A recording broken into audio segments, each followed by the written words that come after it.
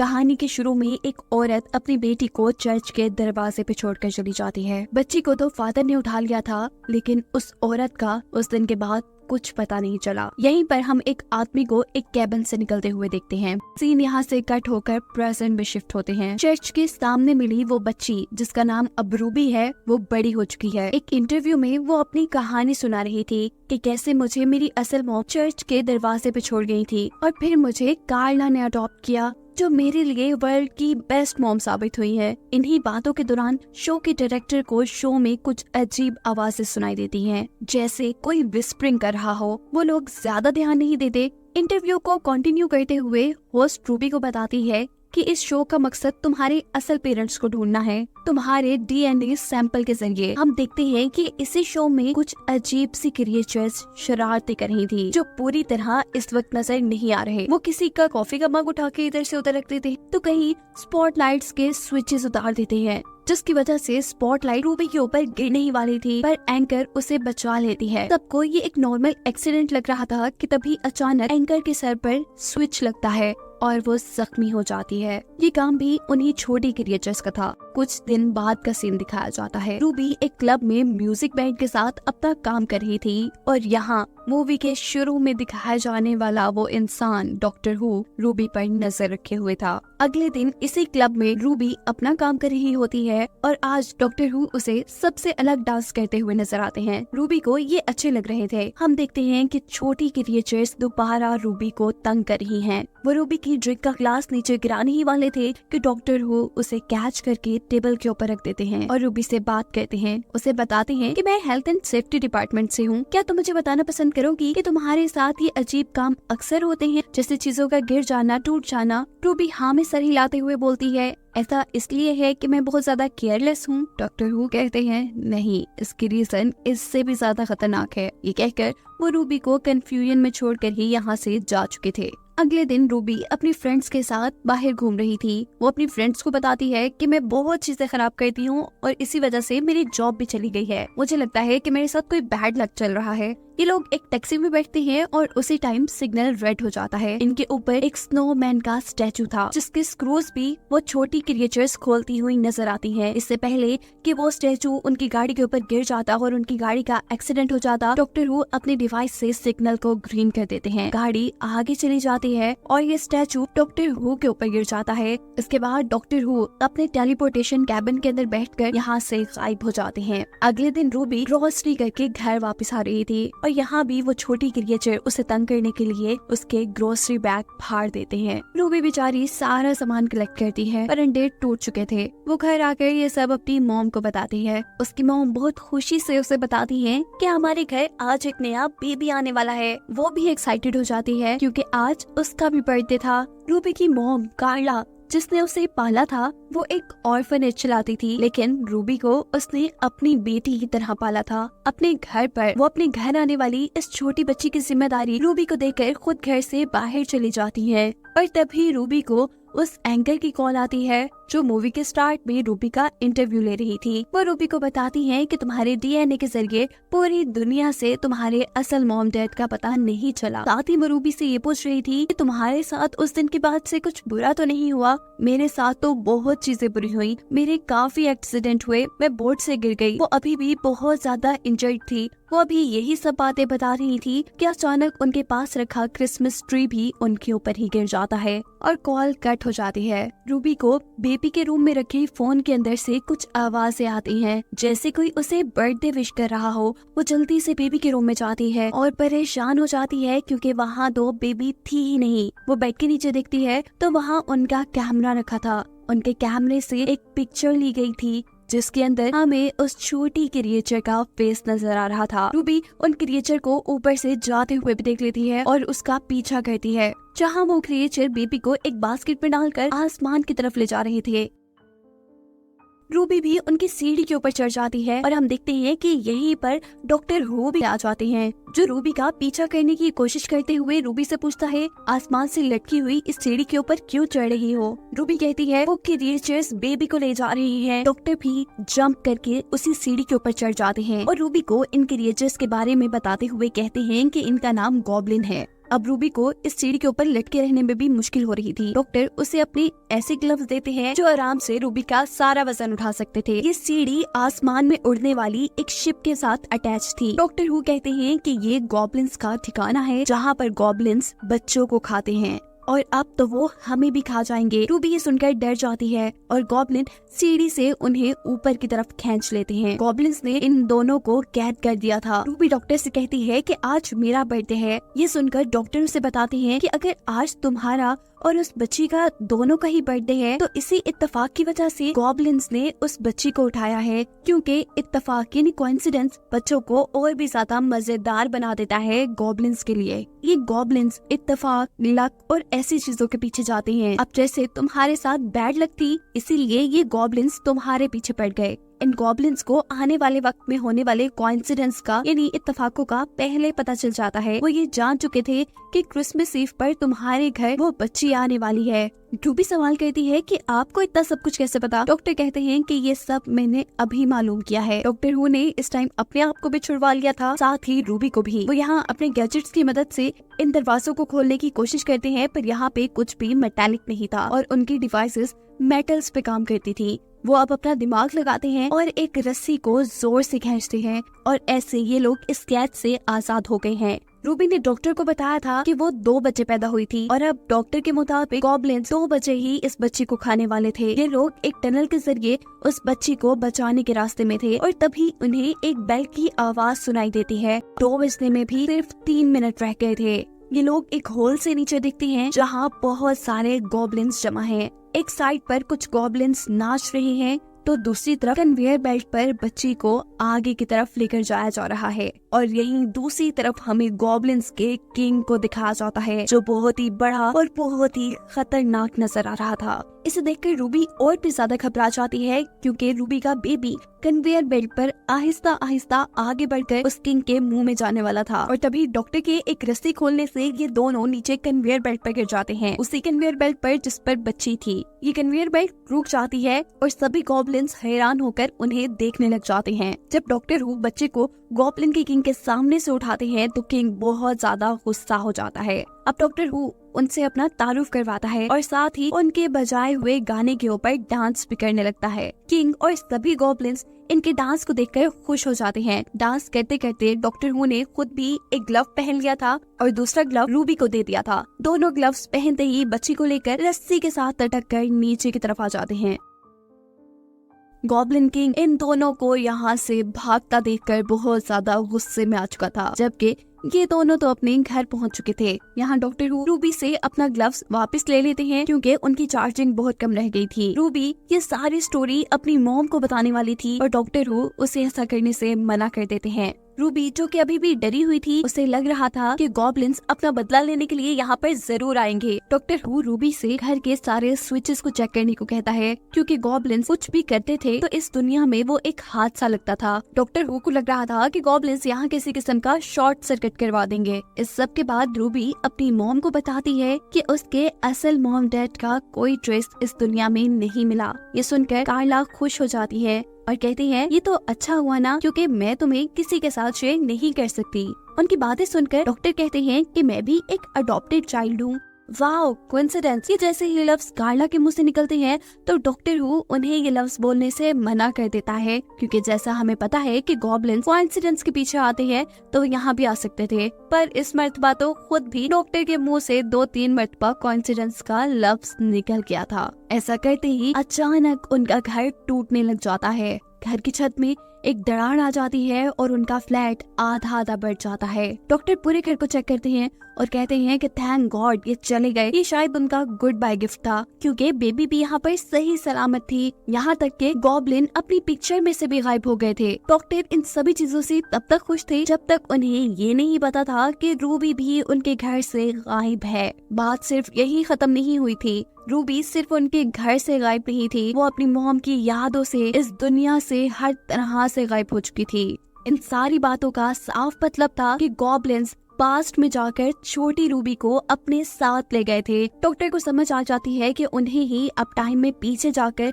इन सारी चीजों को ठीक करना होगा। अपने टेलीपोर्टेशन कैबिन में बैठकर डॉक्टर हु उसी रात में पहुंचती है जब एक और रूबी को चर्च के सामने छोड़ कर गई थी। यानी ये वही सीन है जो हमने मूवी के स्टार्ट में देखा था। डॉक्टर देखते हैं कि गॉब्लिन रूबी को ऊपर की तरफ लेकर जा रहे थे। डॉक्टर उनकी सीढ़ी के ऊपर चढ़ जाते हैं पर सीढ़ी टूट जाती है, जबकि दूसरी तरफ गॉब्लिन किंग रूबी को खाने ही वाला था। जिस वक्त अचानक डॉक्टर हु अपने सुपर ग्लव्स को पहनकर गॉब्लिन की शिप को नीचे की तरफ खींच लेते हैं। ये शिप चर्च के पिलर से टकराती है, जो पिलर गॉब्लिन किंग के पेट के अंदर स्टैब हो जाता है और गॉब्लिन किंग वहीं पर मर जाता है, जिसके बाद गॉब्लिन्स की शिप गायब हो जाती है। डॉक्टर नीचे गिरने वाली रूबी को कैच करके दोबारा चर्च के आगे रख देते हैं और वहाँ से दूर चले जाते हैं। वो देखते हैं कि चर्च के फादर रूबी को उठाकर चर्च में ले जा चुके थे, जिसके बाद वो दोबारा अपनी मशीन के अंदर बैठकर प्रेजेंट टाइम में आते हैं, जहाँ अभी भी रूबी का फ्लैट क्रैक हुआ था। वो रूबी को पहले की तरह देखकर बहुत ज्यादा खुश होते हैं। वो ये सारी कहानी रूबी को बता रहे थे कि अचानक उन्हें एंकर याद आती है जिसके ऊपर क्रिसमस ट्री गिरने वाला था।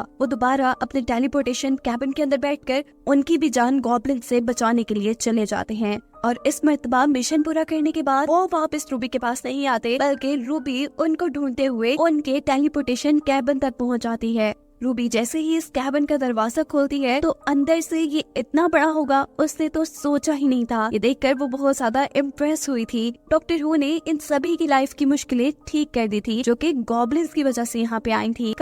कहानी के शुरू में कोई पत्थरों के छोटे छोटे टुकड़े करके जमीन में दफना देता है और यहीं से सीन शिफ्ट होकर मार्टिन नामी साइंटिस्ट को दिखाया जाता है, जो घने जंगलों के दरमियान गवर्नमेंट के बनाए रिसर्च एरिया में जाता है। हमें पता चला है कि इस वक्त दुनिया में कोई अजीब वबा फैल गई है, जिसके चलते आधे इंसान मारे जा चुके हैं। जमीन पर खाने की भी कमी हो गई है। गवर्नमेंट चाहती है कि कोई ऐसा तरीका निकाला जाए कि थोड़ी बची फर्टाइल जमीन से ज्यादा अनाज उगाया जा सके और दुनिया में बचे इंसानों के लिए खाने का मसला खत्म हो। इसी रिसर्च के सिलसिले में मार्टिन भी यहाँ आया था। पहले उसके कुछ फिजिकल टेस्ट किए जाते हैं, ये जानने के लिए कि वो भी वबा के वायरस से इन्फेक्टेड तो नहीं। टेस्ट क्लियर होने पे वो अपनी गाइड एल्मा से मिलता है, जो उसे जंगल के उस हिस्से में ले जाती जहाँ उसे रिसर्च करनी थी। इस वक्त जिस घर में मार्टिन रुका था वहाँ पर एक पेंटिंग थी जिसमें जंगल में खड़ी देवी को इंसानों की बलि दी जा रही थी। वो जब इस बारे में एल्मा से पूछता है तो एल्मा बताती है कि पुराने लोगों का मानना था कि इस जंगल में एक देवी है जिसको खुश करने के लिए ये लोग इंसानों की बलि भी दिया करते थे और वो नेचर का ख्याल रखती है। पर अब तो ये बच्चों को सुनाने के लिए कहानी ही रह गई है। खैर, मार्टिन यहाँ के लोगों से पूछता है कि पहले जो रिसर्चर्स यहाँ पे आए थे और जंगल में खो गए, उन्हें नई टेक्नोलॉजी के जरिए क्यों नहीं ढूंढा गया। जवाब में उसे कहा जाता है कि वो लोग बगैर गाइड के जंगल में गए थे। ऐसे में जंगल में गुम जाना बहुत आम सी बात है और जंगल में गुमना इंसान पे ऐसा खौफतारी कर देता है कि इंसान फिर जिंदा नहीं रहता। मार्टिन सिर्फ किसी रिसर्च के सिलसिले में नहीं यहाँ आया था, वो यहाँ किसी को ढूंढने भी आया था। जंगल में जाते हुए वो अपनी गाइड एल्मा को ओलिविया के बारे में बताता है, जिसके साथ उसने बहुत सारा रिसर्च वर्क किया था। वो सच में एक बहुत ही ज़हीन लड़की थी। वो काफी टाइम से इस जंगल में रिसर्च कर रही थी, पर पिछले 6 माह से किसी को उनका लेटर नहीं मिला। फिर जब ये आगे बढ़ते हैं तो इन्हें एक टूटा बिखरा कैफ मिलता है। एल्मा बताती है कि एक फैमिली इस जंगल में आई थी, पता नहीं उनके साथ क्या हुआ, लेकिन वो कभी लौट कर नहीं आए। ये सोचकर कि वो लोग मर गए होंगे, ये दोनों काफी उदास हो जाते हैं। रात होने से पहले ये लोग दोबारा कैंप लगा लेते हैं और इस रात इनके ऊपर कोई हमला कर देता है। न जाने किसने हमला किया था। इनकी आंखों में तो सिर्फ तेज रोशनी पड़ रही थी। इनको खूब मारा जाता है कि ये लोग बेहोश हो जाते हैं। होश आने पे ये देखते हैं कि इनको लूट लिया गया था। इनके पास तो जूते भी नहीं रहे थे। बिना सामान और जूतों के जब ये लोग आगे बढ़ते हैं तो मार्टिन के पाँव में बहुत ही गहरा कट लग जाता है। उसके पाँव पे पट्टी बांध देती है और उसे एक लकड़ी देती है जिसके सहारे वो जंगल में आगे बढ़ सके। और आगे जाने पे वो एक ऐसी जगह पे पहुंच जाते हैं जहां आवाज ही नहीं थी, सन्नाटा था वहाँ पे, हवा तक की आवाज नहीं थी। और अचानक इनके सामने अब एक आदमी आता है जिसे देखकर ये डर जाते हैं। वो आदमी कहता है डरने की जरूरत नहीं, मैंने बस इस लड़की को जख्मी देखा तो तुम्हारे पास चला आया। वो कहता है कि मेरे पास कुछ जूते हैं, तो मेरे कैंप पे आ जाओ, मैं तुम्हें जूते दे दूंगा। ये दोनों नोटिस करते हैं कि इस आदमी के पास तो काफी सामान था, शायद वो यहाँ काफी अरसे से रह रहा था। वो मार्टिन के पाँव का जख्म दिखता है जो बहुत गहरा था, इसीलिए वो उसके पाँव में टांके लगाता है, उसे पहनने के लिए जूते देता है, खाना और पानी भी। आखिर में कुछ मीठा पीने के बाद ये दोनों बेहोश हो जाते हैं। इससे हमें पता चलता है कि ये आदमी भी कोई अच्छा आदमी नहीं है। किसी खास मकसद से वो इन दोनों को अपने कैंप में लेके आया था। वो इन दोनों को मरे हुए इंसानों जैसे कपड़े पहनाकर इनकी तस्वीरें लेता है। दोनों को जब होश आता है तो ये एक कुर्सी से बंधे हुए थे। वो इस आदमी से अपनी जान की भीख मांगते हैं। वो आदमी इन दोनों को बांध कर जंगल के बिल्कुल दरमियान में ले आता है और इन दोनों से कहता है कि इस जंगल में कोई अजीब ताकत है, कोई देवी, और मैं उससे बात कर सकता हूँ। और एक मजे की बात बताऊँ, तुम्हारा यहाँ आना भी कोई इत्तेफाक नहीं, तुम्हें यहाँ लाया गया है। खैर, इन सब बातों के बाद वो मार्टिन से कहता है कि तुम्हारे पैर का जख्म काफी खराब हो चुका है, तुम्हारा इन्फेक्शन पाँव की उंगलियों में फैल गया है जो कि मुझे काटनी पड़ेगी। मार्टिन और एल्मा उसे ऐसा करने से मना कर रहे थे, लेकिन वो एक नहीं सुनता और मार्टिन के पाँव की 2 उंगलियां अपनी कुल्हाड़ी से काट देता है। मार्टिन को इतना दर्द हुआ था कि वो तो बेहोश हो चुका था। अब वो आदमी मार्टिन को यहाँ से बाहर ले जाता है, उसको अजीब से कपड़े पहना देता है, इर्द गिर्द अजीब चीजें रख देता है, ऐसे जैसे अब वो मार्टिन की बलि देने वाला हो। जबकि दूसरी तरफ एल्मा अपनी कुर्सी के पास पड़ी हुई ब्लेड को बहुत मुश्किलों से हासिल करती है, अपने आप को छुड़वाती है और मार्टिन को बचाने के लिए बाहर जाने ही वाली थी कि यहाँ पर वो बुरा आदमी आ जाता है, जिसके ऊपर हमला करने के बाद वो मुश्किल से ही सही पर मार्टिन के पास पहुंच जाती है और उसे भी छुड़ा लेती है। मौका पाते ही ये दोनों भागते हैं जंगल की 2 अलग अलग डायरेक्शंस में। मार्टिन तो पाँव पे लगने वाली चोट की वजह से काफी आहिस्ता आहिस्ता चल रहा था, जबकि एल्मा तेज भाग रही थी। यह आदमी एल्मा के ऊपर अब तीर से हमला करने ही वाला था कि तभी मार्टिन उस आदमी का ध्यान एल्मा से हटाने के लिए उसे आवाज देता है। अब वो आदमी मार्टिन के पीछे बढ़ चुका था। मार्टिन तेज ना भागने की वजह से अब जंगल में छुपने की कोशिश कर रहा था और वो आदमी मार्टिन को मारने की। तभी उसे जंगल में एक माइक नजर आता है। मार्टिन उसमें मदद के लिए चिल्लाता है और अचानक वही तेज रोशनी उसे नजर आती है और अचानक कोई सूट पहनी हुई लड़की उसे बचा लेती है। ये और कोई नहीं थी बल्कि साइंटिस्ट ओलिविया ही थी, जिसे ढूंढने के लिए मार्टिन यहाँ तक आया था, उसके साथ ही रिसर्चर। ये लोग कुछ ही देर में एल्मा को भी ढूंढ लेते हैं। मार्टिन इससे पूछता है कि तुमने बाहर की दुनिया से कांटेक्ट खत्म क्यों कर दिया? तो ओलिविया जवाब देती है कि मैं यहाँ पर काफी बिजी हो गई थी, मुझे यहाँ पर कुछ मिला, कुछ ऐसा जिसकी वजह से मुझे लगता है कि दुनिया अब बदल जाएगी। ओलिविया बताती है कि मुझे यहाँ काफी अजीब पत्थर मिले हैं और साथ ही मुझे यहाँ काफी अजीब फ्रीक्वेंसीज की आवाजें सुनाई देती हैं। मुझे लगता है कि यहाँ के दरख्त और हर चीज आपस में एक दूसरे से बातें करती है और शायद यहाँ पे ऐसी कोई ताकत है जो हमसे बात करना चाहती है। मैंने इन आवाजों को समझते हुए एक लैंग्वेज भी बनाई है। मार्टिन भी इन आवाजों को सुनता है और समझ जाता है कि ये आवाजें कोई आम आवाजें नहीं हैं। अपनी स्टोरी आगे बढ़ाते हुए ओलिविया बताती है कि मैं यहाँ अपने हस्बैंड के साथ आई थी, जिसका सामना तुम लोग कर चुके हो। हम लोग काफी टाइम रिसर्च करते रहे और फिर हमें एक पत्थर और एक किताब मिली, जिसे पढ़ने के बाद हमें यहाँ पे मौजूद एक ताकत का पता चला। इस ताकत की असलियत का पता चलाने के लिए मैंने तो साइंस का सहारा लिया, लेकिन मेरे हस्बैंड जादू में बिलीव करने लगे और अब वो उसी ताकत की, उसी देवी की पूजा करता है और उसे खुश करने में लगा रहता है। यही वजह है कि वो तुम्हें मारना भी चाहता था। ओलिविया कहती है कि मैं इस लैंग्वेज के जरिए बहुत करीब पहुंच चुकी हूँ। मुझे लगता है कि अब जल्दी ही मैं ये जान जाऊंगी कि वो ताकत हमसे क्या कहना चाहती है। ओलिविया की सारी बातें खत्म होने के बाद एल्मा मार्टिन से कहती है, मुझे इस औरत की बातों पे बिल्कुल यकीन नहीं, ये अपने शोहर की तरह ही अजीब बातें कर रही है। मुझे लगता है कि ये उस आदमी के साथ मिली हुई है और हम अभी तक खतरे में हैं। एल्मा कहती है कि हमें खुद भी यहाँ से निकलना चाहिए और इस औरत को भी यहाँ से ले जाना चाहिए। मार्टिन जब ओलिविया से सारी बात करने के लिए उसके पास जाता है तो वो एक नई कहानी मार्टिन को सुनाने लगी थी। वो कहती है कि तुम यहाँ आए नहीं हो, याद करो तुम्हारे यहाँ आने से पहले तुम्हारे कान बचे होंगे, हमारे भी बचे थे और हम भी इसलिए यहाँ आए। इन बातों से एल्मा और भी ज्यादा परेशान हो जाती है और वो मार्टिन से कहती है कि हम यहाँ से अभी और इसी वक्त निकल रहे हैं। जैसे यहाँ से निकलने ही वाले होते हैं तो जंगल के चारों तरफ से अजीब जहरीली गैस निकलना शुरू हो जाती है। ओलिविया कहती है, चले जाना यहाँ से, पर कुछ देर इंतजार कर लो, ये गैस जब खत्म हो जाए तब चले जाना। पर एल्मा अब रुकने वाली नहीं थी। वो यहाँ से जाने के लिए ओलिविया से ओलिविया का सूट लेती है और मार्टिन उसके साथ एक रस्सी बांध देता है ताकि एल्मा अगर उस गैस में जाते हुए बेहोश हो जाए तो मार्टिन उसे बचा सके। ऐसा ही होता है। एल्मा थोड़ी ही दूर जाती है तो गैस उसके ऊपर अपना असर करना शुरू कर देती है। उसे हेलुसिनेशंस होने लगते हैं, कुछ चीजें नजर आने लग जाती हैं और वो बेहोश हो जाती है। मार्टिन फौरन ही उसे पीछे खींच लेता है। होश में आने पर वो जोर जोर से चिल्ला रही थी कि मैंने उसे देखा, वो बहुत ही बड़ा था, मैंने उसे देखा। रात हो जाती है और हम देखते हैं कि ओलिविया का हस्बैंड भी उनके कैफ के पास आया हुआ था। मार्टिन और एल्मा को अब इन बातों का यकीन हो चुका था कि ये दोनों मिले हुए हैं। ओलिविया मार्टिन से कहती है कि यहाँ पे जो भी ताकत है वो तुम्हारे जरिए हमसे बात करना चाहती है। मैंने तुम्हारे लिए कुछ बनाया है, तुम ये पी लो और इसके बाद हम बाहर चलेंगे। मार्टिन उसकी बात इतनी आसानी से ना मानता, लेकिन उसे पता था कि अगर उसने ऐसा ना किया तो एल्मा की जान भी खतरे में पड़ जाएगी। उसे ये भी पता था कि शायद वो जो पी रहा है उसमें जहर भी हो सकता है। एक दरख्त के पास आकर मार्टिन उस जहर को पीने ही वाला था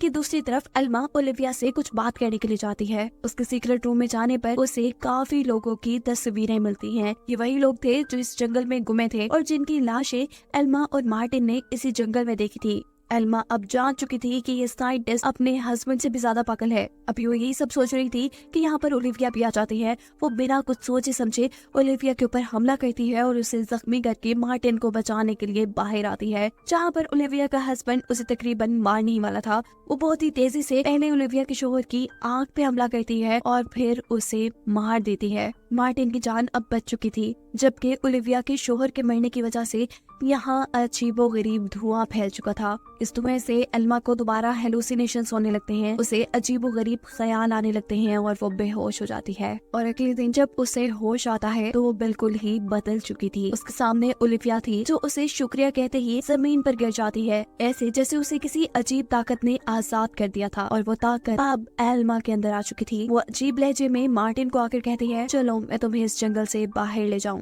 कहानी में अभी भी एक सवाल बाकी है कि आखिर एल्मा और ओलिविया के साथ हुआ क्या था। इस जंगल में सच में एक ताकत थी जो नेचर का ख्याल रखती थी और नेचर से प्यार करती थी, पर जब इंसानों ने नेचर को बुरी तरह तबाह कर दिया तब उस ताकत ने लोगों को अपनी तरफ बुलाना शुरू किया जो उसके कहने पे नेचर का ख्याल रखे। लेकिन ओलिविया और उसके हस्बैंड को ये बात ठीक से समझ नहीं आई। उन्होंने इस ताकत को खुश करने के लिए लोगों को मारना शुरू कर दिया और तब दोबारा नेचर ने एल्मा और मार्टिन को यहाँ बुलाया। कहानी के आखिर में हमने देखा कि एल्मा ने मार्टिन को मारने की बात नहीं की थी। इसका मतलब था कि उस ताकत को अब सही इंसान मिल चुका है जो उसके लिए नेचर का ख्याल रखे। जिसके साथ ये कहानी यहाँ खत्म हो जाती है।